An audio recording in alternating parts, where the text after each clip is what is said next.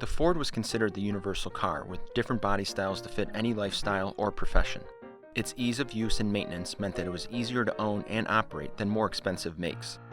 So it was only natural that during the Model A era, Ford would have a marketing campaign aimed at attracting female drivers who weren't quite yet a target demographic for the automobile industry.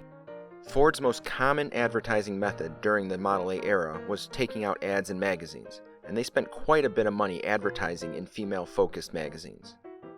Dozens of ads were run in periodicals such as Ladies' Home Journal, McCall's, The Farmer's Wife, Good Housekeeping, Vanity Fair, Vogue, Holland's, Women's Home Companion, Women's World, Harper's Bazaar, Junior League Magazine, Cosmopolitan, The Country Home, Delineator, and Redbook. All of these magazines printed a Model A ad at some time that were tailored for women.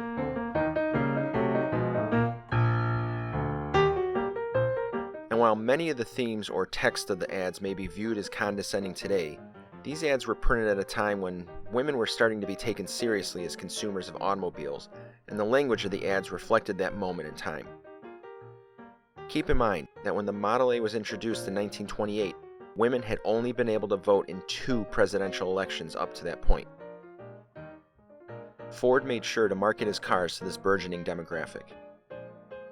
The Model A was affordable and could easily be bought as a household second car or on a single woman's salary. Ford Motor Company regularly produced films, and they included quite a bit of female content. Their famous faces in the Model A was a film featuring female starlets such as Mary Pickford, Dorothy Stone, Dorothy Gish, and Dolores Del Rio. Another Ford film, called Selling Ford Service, tells the story of the Burts, who had just purchased a Model A two-door. The film includes a scene where Mrs. Burt drives her new Ford to a bridge party and becomes the envy of all the women in attendance. At the next bridge party, every woman shows up in a new Model A Ford. Still, other Ford films highlighted women out and about in normal daily situations with their Model A.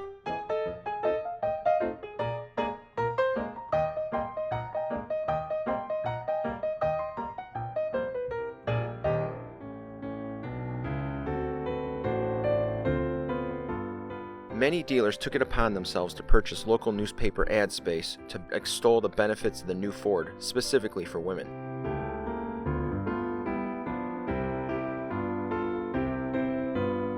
Some of these ads featured a prominent female columnist or cookbook author or even beauty pageant winner to show their support for the Model A.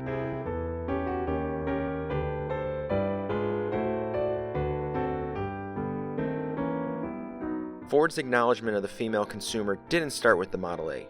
The Model T was also heavily advertised towards women through magazine ads. And while it may seem today that the Model A hobby is just a boys' club, there are very active groups within the hobby that focus on female enthusiasts. So to all the Model A women, past and present, thanks for being a part of the ride. As always, thanks for watching A Model A.